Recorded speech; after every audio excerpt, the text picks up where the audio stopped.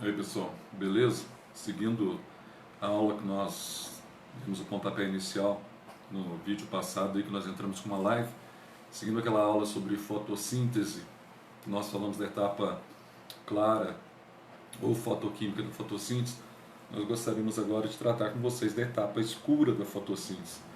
Mas para a gente estabelecer uma conexão, uma visão melhor, uma visão dentro da microscopia, onde todos esses eventos estão acontecendo, convido você agora a ver comigo, tá? O que está acontecendo dentro de uma célula vegetal? Onde fica esse cloroplasto que eu mencionei na aula anterior, tá? O que ele representa, quais são as partes dele e com que dentro desse cloroplasto estão alojados os tilacoides, estão alojados também o estroma ou matriz do cloroplasto, onde ocorre a fase escura que nós vamos ver nessa aula, que vai ser objeto de estudo dessa aula. Então, eu gostaria que você acompanhasse comigo, de uma forma bem simples, na projeção, para que você pudesse notar. Eu tenho aqui, na verdade, eu vou ter aqui uma árvore, e eu estou aqui destacando nessa árvore, eu estou destacando a folha da árvore. É que eu estou com um probleminha técnico aqui, ó. Tá aí. Aí estou destacando a folha da árvore, tá? Gostaria que você visualizasse essa folha. Aqui nós temos aquela energia que excitou a clorofila dentro da folha, e clorofila essa, diga-se de passagem, a principal responsável pela cor verde. Mas o que nós entendemos por fotossíntese? A equação que nós vimos agora há pouco. Então essa energia luminosa está sendo captada pela folha, a folha está absorvendo essa energia luminosa, e em contrapartida a raiz da planta está absorvendo a água do solo, e o dióxido de carbono está sendo sequestrado através dos estômatos da folha, tá? Está entrando aqui para a efetivação do processo fotossintético. Então aqui eu tenho a folha, vamos enxergar o cloroplasto dentro da célula, que eu tenho toda essa estrutura, é a célula vegetal, que ela distingue bastante da célula animal, né? Primeiro que ela tem uma parede celular, que é um envelope protetor de celulose, hemicelulose e substâncias pépticas. Eu vou ter aqui, tá, logo abaixo eu tenho toda essa região do lúmen celular preenchido, portanto eu tenho aqui a estrutura que nós chamamos de citoplasma fundamental, com a membrana citoplasmática, com o citossol, tá? E com os organoides citoplasmáticos. Agora note você uma diferença. O citoplasma fundamental, ele fica alojado na extremidade, tá, da célula vegetal. Tá? Então você tem o citoplasma com um núcleo central. Então o citosol, que a gente chama de aloplasma, ele está disperso na periferia da célula, tá? Essa região amarela que você vê aqui, ó. Já nessa região laranja, você vai ver um detalhe interessante, que a célula vegetal adulta ela apresenta o que nós chamamos de grandes vacúolos. E esses grandes vacúolos, eles deslocam, tá, o citoplasma para a região periférica da célula. Agora, todas essas estruturas que você tem aqui, ó, meio verdezinho aí, com esse laranjinha, ou meio que rosinha, você tem aqui a sede da fotossíntese, que é o cloroplasto, que é objeto de estudo nosso, tá? Nós estamos falando tanto dele aqui, e aqui eu tenho o cloroplasto. Você vai ver aqui, o cloroplasto ele é formado por esses disquinhos, que nós chamamos de tilacoides. O grupamento desse disquinho nós chamamos de granum, tá? Então, nesse granum, cujo plural no latim, né, é grana, nesse grano aqui eu tenho as clorofilas aqui dentro, acontecendo toda aquela fase clara da fotossíntese, fotofosforilação cíclica, e a cíclica que a gente viu na aula anterior. Agora, a fase escura, ela vai acontecer aqui, ó, na região da matriz ou estroma do cloroplasto, tá? Então aqui capta energia luminosa, aqui você tem transformações bioquímicas. Aqui eu tenho uma membrana, tá? De natureza lipoproteica, que chama membrana plastidial, tem duas camadas, a externa e a interna. E aqui na mediação, que funcionam como estruturas para a superposição dos disquinhos, os tilacoides, nós temos as lamelas internas, tá? Então, nessa região da matriz, além da fase escura, eu vou ter aqui uma intensa síntese de proteínas, tá? Intensa síntese proteica no interior do cloroplasto. E aqui, só para destacar, então a célula vegetal, quando ela é jovem, ela tem pequenos vacúolos, e à medida que ela vai crescendo, esses pequenos vacúolos eles vão se fundindo até formarem aí os grandes vacúolos na posição central da célula. Então dá para você visualizar bem, tá? Creio que deu para você enxergar as etapas que ocorrem aqui ao longo do processo fotossintético. E agora eu gostaria de passar já direto para a fase 2, a química da fotossíntese, onde nós vamos ver agora outros detalhes, tá? Seguindo e lembrando que na fase clara nós tivemos então a produção de ATP e nós tivemos a produção da piridoxina ou vitamina B6, que é o NADPH2. Então note você, esses dois produtos produzidos na fase clara, eles são imprescindíveis para serem utilizados então na fase escura ou enzimática da fotossíntese. E mais uma vez destacando para vocês aquela pegadinha de Enem, que muitas vezes cai, né, no vestibular, né, de falar, falou em fase escura, deve acontecer à noite. Não, meu querido, tá? Fotossíntese é um fenômeno em que há uma interação entre as duas fases, não tem como existir fase clara sem escura e vice-versa. Então as duas fases acontecem durante o dia, tá? Na presença de luz. A diferença é que a fase clara, ela utiliza a energia luminosa para fabricar o ATP, que nós vimos as fotofosforilações, e a fase escura, ela não utiliza energia luminosa, mas ela utiliza energia química. Ela vai utilizar então enzimas para, através dos processos fabricados na fase clara, para que ela possa então sintetizar quem, meu querido? Sintetizar a glicose, tá? Que é o alimento vegetal. Então nós vamos ver como é que dá esse processo de síntese da glicose a partir do momento que o CO2 ele vai adentrar a célula via estômago, tá? Então vamos primeiro aí definir quais são os eventos que ocorrem na fase escura, para a gente voltar um pouquinho depois e falar sobre esses eventos. Nós vamos enxergar isso também no quadro aí, que vai aparecer para vocês, sobre esses eventos, tá? Então preste bem atenção, que primeiro nós vamos ter a utilização dos produtos que são utilizados na fase clara da fotossíntese. Você vai ter a absorção e a fixação do CO2 na região da matriz ou estroma do cloroplasto. Você vai ter a redução do CO2 pela ação da vitamina B6, pelo NADPH2 no ciclo de Calvin-Benson, tá?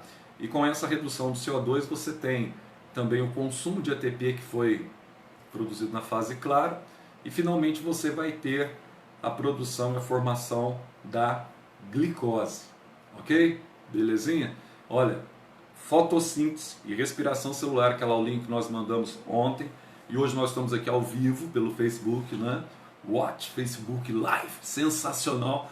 Nós estamos aqui ao vivo falando com vocês nessa tarde de 20 de março de 2020, agora exatamente 17 horas e 31 minutos pelo horário de Brasília. Então, seguindo aí a fase escura ou enzimática da fotossíntese. Então, eu peço que você anote aquilo que você achar interessante e preste bastante atenção nessa etapa nova agora da fotossíntese, que ocorre naquela região que nós enxergamos na região da matriz ou estroma. Então, essa seria a equação fundamental da fase escura, tá? Nós vamos ver que a fotossíntese, na verdade, quando nós enxergamos aquela equação, que desde a época que a professora de ciências, lá do fundamental, falava para vocês assim, nossa, olha, essa equação vocês terão que levar para o túmulo, tá? Eu lembro quando eu era criancinha, minha professora falava isso, né? Grande Dona Ellen, grande abraço para ela. E eu me recordo que ela falava que a gente tinha que levar aquela equação para o túmulo. Só que eu não sabia, eu vinha conhecer isso posteriormente, né, no ensino médio, depois na faculdade, no curso de agronomia, eu vim conhecer então que na verdade essa equação de água e CO2 dando glicose, água e oxigênio, na verdade é uma somatória de várias equações da fase clara e da fase escura, na verdade são 4 basicamente, que vai fundamentar então a redução e a formação dessa equação fundamental da fotossíntese. Portanto, aqui na fase escura, você está vendo o CO2, tá? Que entra. Esse CO2 vai ser reduzido por esse de rio, formando aqui a glicose, isso aqui é a fórmula mínima da glicose, liberando água e liberando a forma normal do NADP. E você está vendo aqui, ó, que durante esse processo nós tivemos então um consumo do ATP formado na fase clara, liberando então ADP mais fósforo. Então você vai ter aqui o que nós chamamos de ciclo de Calvin ou ciclo das pentoses, tá? Então esse Calvin e Benson, eles fizeram um trabalho basicamente utilizando aí as clorófitas ou antigamente clorofícios, são as algas verdes, tá? Com carbono marcado, com carbono nós chamamos de carbono radioativo, e essas algas elas foram utilizadas no princípio fundamental a partir do momento que se marcou o carbono, né? Marcou o carbono com carbono 14, para ver o destino desse carbono no interior do estroma do cloroplasto. Vamos analisar aqui, parece que é difícil, mas não é difícil. Eu gostaria que você analisasse esse ciclo todo comigo. Calvin-Benson. Zé, eu preciso saber esse ciclo de Calvin-Benson. Bom, eu diria a você que a maior parte deles sim, mas o mais importante é nós entendermos o que acontece naquilo que foi proposto por Calvin. Então presta bem atenção no detalhe. Primeira coisa, então pré-requisito fundamental para a realização da fotossíntese. Primeiro pré-requisito que eu tenho, tem que ter então luz, tá? Então mais uma vez, durante o dia a planta realiza fotossíntese. Durante o dia e à noite a planta respira, né, meu cara? A planta respira durante o dia e à noite. Utiliza a mitocôndria e durante apenas durante o dia o cloroplasto para a efetivação do processo fotossintético. Então nós temos aqui a fase catalisada por enzimas, tá? E nesse caso do ciclo de Calvin-Benson, nós temos um detalhe interessante. Então, primeiro, durante o dia a planta também utiliza a água absorvida do solo para quebrar essa água, para liberar o oxigênio, né? Então essa água é absorvida do solo pela raiz, ela sobe, essa água sobe, e essa água ao subir, ao chegar até a região da folha, tá? Ela vai sair por poros que a planta abre de acordo com o controle fisiológico da planta, que nós chamamos de estômatos. Então esse processo de perda de água, tá? Praticamente 98% da água que a planta está absorvendo, ela está liberando para o meio externo, a partir de evapotranspiração. Esse processo de perda de água a partir da evaporação, nós chamamos de transpiração vegetal, tá? Acontece basicamente nas partes verdes da planta, principalmente as folhas, algumas partes verdes também do caule, via estômato. Agora presta atenção, 2% dessa água que ficou ali na célula vai ser destinada para ser quebrada lá na fotólise de rio para produzir o oxigênio. Agora a maior parte dessa água ela é liberada para o meio externo, ela é perdida no processo de transpiração com a abertura do estômago. Aí nós falamos assim, mas a transpiração é o mal necessário. Por que nós usamos essa expressão? Mal necessário. Primeiro, mal porque durante a transpiração a planta está o quê? A planta está perdendo água, tá? Guardou aí? A planta está dissipando, está perdendo água durante a transpiração, tá? Então isso é um mal tecnicamente porque geraria uma desidratação do limbo foliar da própria planta. Mas é necessário porque com a perda de água você vai ter um processo fundamental para a sobrevivência na Terra, que é o sequestro biológico do CO2. Então a planta ela vai sequestrar o dióxido de carbono, tá, que está na atmosfera terrestre. Esse dióxido de carbono ele vai penetrar pela região do estômago e vai ser direcionado para o interior da célula vegetal, para que ele possa ser então conduzido para o cloroplasto E no cloroplasto, ele vai iniciar o ciclo de Calvin a partir da matriz, tá? Da matriz do cloroplasto, ou região do estroma. Nós vamos ter então o ciclo das pentoses, ou ciclo de Calvin, que Melvin Calvin, juntamente posteriormente com os trabalhos também de Benson, eles provaram qual é o caminho do CO2 durante o processo fotossintético, durante o processo de formação de carboidrato no interior, tá, da matriz ou estroma desse cloroplasto. Então, qual seria esse caminho destinado? Quais são as transformações que ocorrem ao longo desse caminho? Nós vamos ter a oportunidade de enxergar como que é produzido o açúcar que vai ser armazenado lá na raiz da planta, em parte também no limbo foliar, tá? Esse açúcar que vai ser condensado na forma de um polissacarídeo, conhecido como amido. Então, gostaria que você prestasse bastante atenção, lembrando que a água, quando sobe para a folha, ela sobe através do tecido condutor, conhecido como lenho ou xilema, e depois essa seiva elaborada, depois do ciclo de Calvin, vai descer a partir do outro ciclo, que é o ciclo conhecido como Liber, ou que é o tecido, né? Conhecido como Liber ou floema, tá? Que é responsável pela condução da seiva elaborada ou seiva orgânica. Então vamos dar uma olhadinha aqui no ciclo de Calvin-Benson. Então nós temos aqui o CO2 marcado, tá? Ele colocou esse CO2 marcado para distinguir exatamente do CO2 normal, tá? Para que não tivesse problema com o carbono, para que não houvesse confusão com qualquer outro tipo de carbono, porque esse processo foi feito em laboratório, portanto ele usa aqui o CO2 marcado. E aqui, ó, esse CO2 marcado, melhor dizendo, com oxigênio, tá?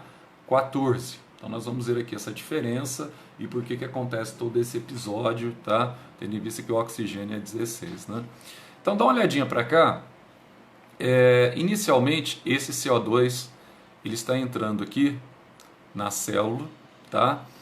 Está chegando à região da matriz e nessa região da matriz ele se depara com esse açúcar que apresenta 5 carbonos. Então todo açúcar que apresenta 5 carbonos, está aqui, ó, 5 carbonos, a gente chama de pentose, tá, meu caro? Então nós vamos chamá-lo de pentose.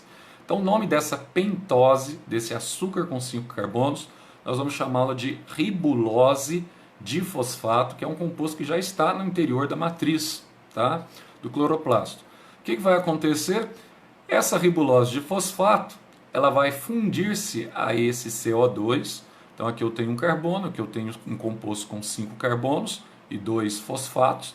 Então com essa fusão, eu vou ter aqui a formação de um composto que a gente chama de composto instável, tá? Porque eu tinha 1 com 5, eu passo a produzir um composto com 6 carbonos, que é uma exose instável, tá? Essa exose instável, ela vai ser quebrada, tá? Ela vai ser quebrada porque ela tem instabilidade química. E aqui você tem algumas enzimas, tá?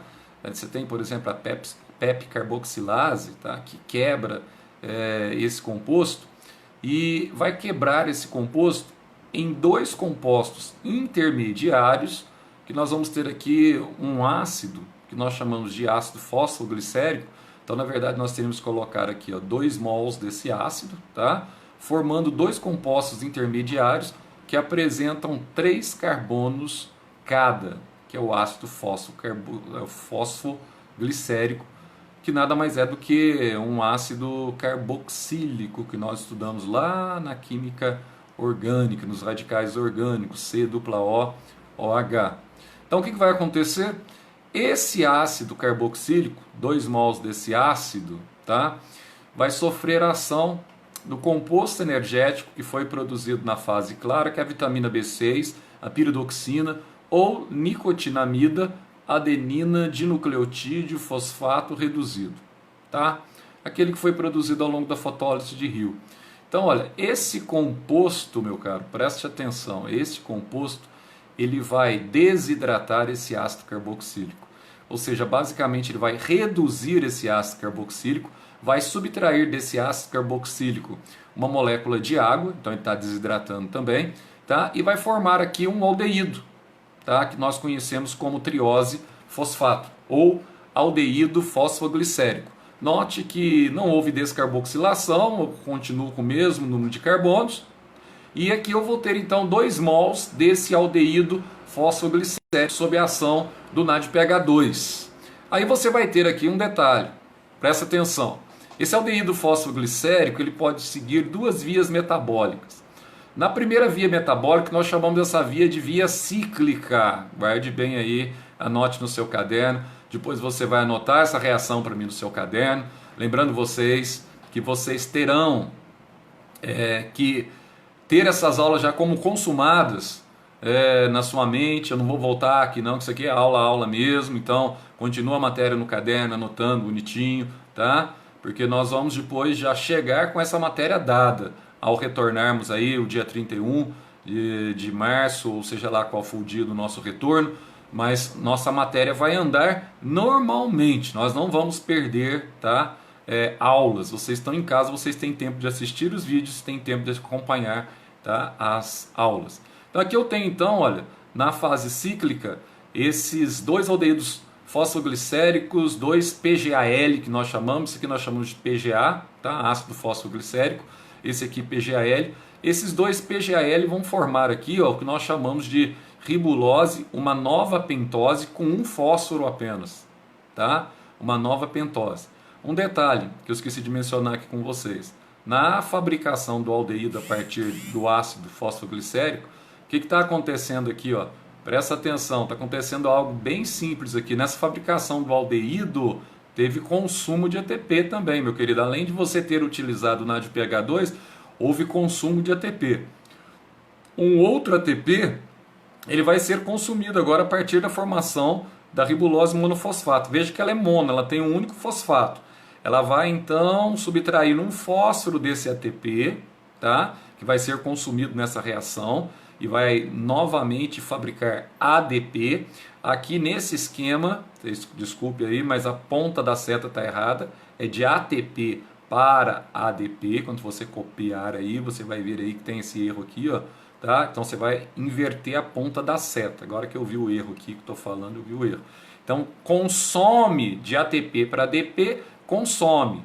Agora de ADP para ATP, como acontece na fotofosforilação, produz. Então aqui na verdade está consumindo um fósforo, e esse fósforo consumido ele é incorporado à ribulose, que é a pentose. Tá vendo aqui que ela é mono? Aqui ela passa a ter 2 fósforos agora, porque um fósforo é daqui, ó, do ATP. Aí ela passa a ser ribulose de fosfato. Então esse composto agora pré-existente, ele foi regenerado para quê? Porque um novo CO2 vai entrar e vai reiniciar o ciclo de Calvin. Então aqui você tem um ciclo, tá vendo? Um ciclo de ácidos orgânicos. Agora, essa via cíclica, além da via cíclica, nós temos também a via acíclica, tá? Assim como aconteceu no processo da fase clara lá na fotofosforilação que a gente viu agora há pouco. Nessa via acíclica, nós vamos ter aqui então o PGAL, que é o aldeído fosfoglicérico, ele vai, ou triose fosfato, um açúcar de 3 carbonos, uma triose, tá? Ele vai então fabricar o monossacarídeo presente nos vegetais, que é a frutose, com 6 carbonos, então 2 desse, fabrica um desse, tá? A frutose. E essa frutose, ela vai atuar diretamente, principalmente aqui a frutose fosfato, na fabricação da glicose que é produzida no processo fotossintético, tá, meu caro? Então você tem aqui a glicose sendo produzida na fotossíntese a partir do CO2, sob a ação do NADPH2 e do ATP produzidos na fase clara, eu tenho a produção então do monossacarídeo glicose. Então essa glicose ela é produzida na folha, então desce pelo floema ou líber, tecido condutor, até chegar à raiz, uma parte também armazenada na folha, nessa forma de amido. Ela vai ser condensada, formando então uma grande molécula de um polissacarídeo que é responsável pela reserva nutritiva do vegetal, que nós chamamos de amido, tá? Então, veja só você, nessa videoaula nós temos que recapitular alguns eventos interessantes ao longo desse ciclo de Calvin-Benson. Então, resumidamente, O CO2 que foi sequestrado, foi motivado a sua entrada pela transpiração vegetal, pela abertura do poro conhecido como estômago. O CO2 ele entrou, beleza? Foi para a célula vegetal, tá? Além de ir para a célula vegetal, o que aconteceu com esse CO2? Além de ir para a célula vegetal, ele foi para o cloroplasto dessa célula. Aí chegou na região da matriz, iniciou-se então o que nós chamamos aí de ciclo, tá? Das pentoses ou ciclo de Calvin-Benson. O que acontece nesse ciclo de Calvin-Benson? Esse CO2, lembrando que esse CO2 é um CO2 marcado, utilizando ali um oxigênio marcado para se diferenciar do oxigênio que é produzido na fotossíntese, para exatamente provar, tá, que esse oxigênio que é produzido na fotossíntese ele vem da água, que é o oxigênio 16, e não do CO2, que é o oxigênio 14, o oxigênio radioativo. Tá? Não existe água produzida em processo fotossintético com oxigênio radioativo. Então não existe água produzida na fotossíntese com CO2. CO2 é exclusivamente destinado à fabricação de carboidrato. Tá? E a água absorvida pela raiz é destinada diretamente à produção de oxigênio através da fotólise de Rio na fase clara da fotossíntese. Mas olha só, nessa fase escura, esse CO2, ao entrar na região da matriz, ou estroma, ele vai fundir-se com uma pentose, composto com 5 carbonos, vai formar um composto intermediário com 6 carbonos, que é quebrado, tá? Imediatamente quebrado, de forma enzimática, formando 2 compostos intermediários com 3 carbonos cada, que nós chamamos de PGA, que é o aldeído, o ácido fosfoglicérico. Esse ácido fosfoglicérico, ele sofre a ação do NADPH2, da vitamina B6, ele sofre redução, tá? Sofre desidratação, e nesse processo há consumo de ATP, até a formação do que nós chamamos de 2 aldeídos fosfoglicéricos, tá? Também um outro ácido orgânico, que pode seguir 2 vias. Pode seguir a via cíclica, regenerando, tá, a ribulose, primeiro a monofosfato, aí consumindo o ATP, vai formar então a ribulose difosfato, tá? E essa ribulose difosfato vai reiniciar o ciclo de Calvin-Benson, absorvendo, ou melhor dizendo, fixando, tá, um novo CO2 para dentro da célula e permitindo a adesão a esse novo CO2. E na via acíclica, os 2 aldeídos fosfoglicéricos vão dar origem à frutose, que é o açúcar vegetal monossacarídeo, que por sua vez vai fabricar a glicose, que é o monossacarídeo, tá? Vegetal e bastante presente também no nosso corpo, no nosso metabolismo, né? Está diretamente relacionado com a nossa respiração.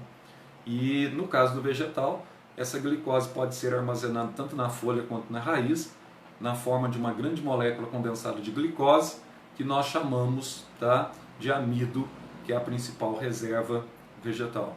Beleza? Assim nós terminamos a parte ou a aula da química ou a aula da bioquímica da fotossíntese.